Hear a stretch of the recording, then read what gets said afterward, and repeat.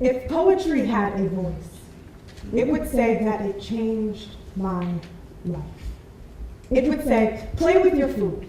Put your hand just a little bit closer to that fire. Make a mess. If poetry had a voice, it would say, you are a dreamer. So ask why every time. It would say, practice kissing the inside of your elbow, because there is probably a part of you that is still insecure. It would say that I am more than to be's and not to be's, because I'm not only Shakespeare and Hamlet. If poetry had a voice, it would say that it's not about who has the greatest number of snaps or literary journals published, because poetry is about truth. It is an opportunity, one moment in time where nothing matters, where you can make an audience member, a reader, feel, taste, smell, hear, see what you are saying.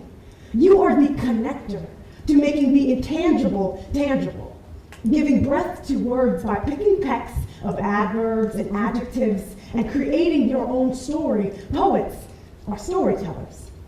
See, I come from a West Indian background in which my father is Jamaican and my mother is Trinidadian and Venezuelan, and in these cultures, being that my family has fought many barriers to come to America, expressing emotion is sort of looked down upon, and poetry was my emotional outlet. So in turn, poetry will always be looked down upon in my family.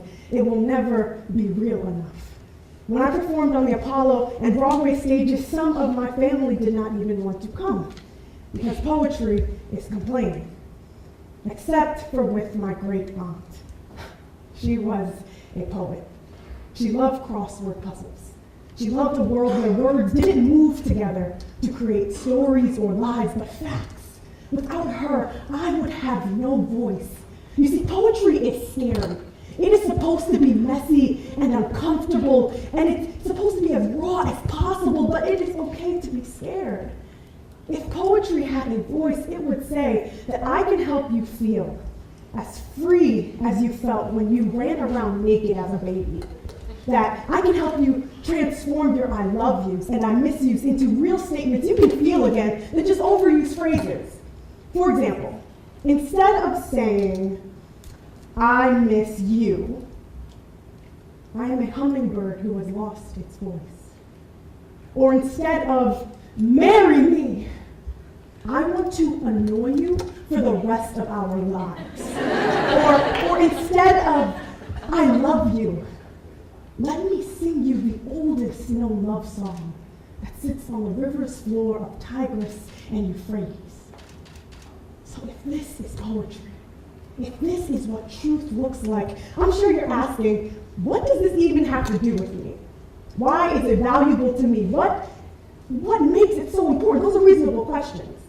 Well, studies show that speaking aloud activates the brain.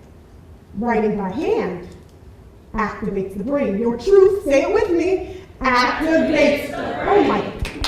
Creativity, honesty, and voice are necessary to being human.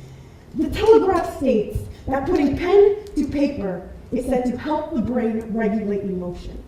Thinking creatively and writing by hand is the beginning to answering every question you have ever asked. And expressing emotion is actually therapeutic.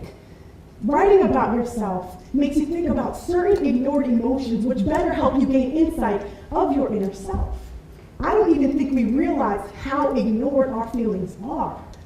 We are becoming products of a tighten your tie, tuck your shirt in, and tie your shoelaces kind of world, but I prefer tripping around.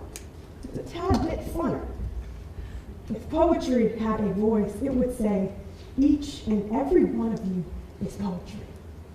Even if you've only scribbled on backs of notebooks, or just called your mama today, you have experienced poetry on some level, but it humors me that people think it has to be extravagant and flamboyant and big.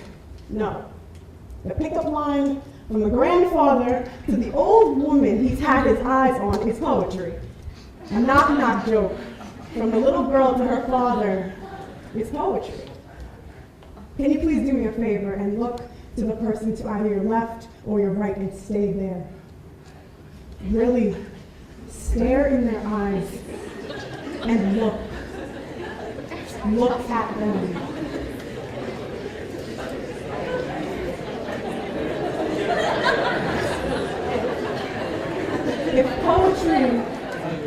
If poetry had a voice, you're feeling it right now.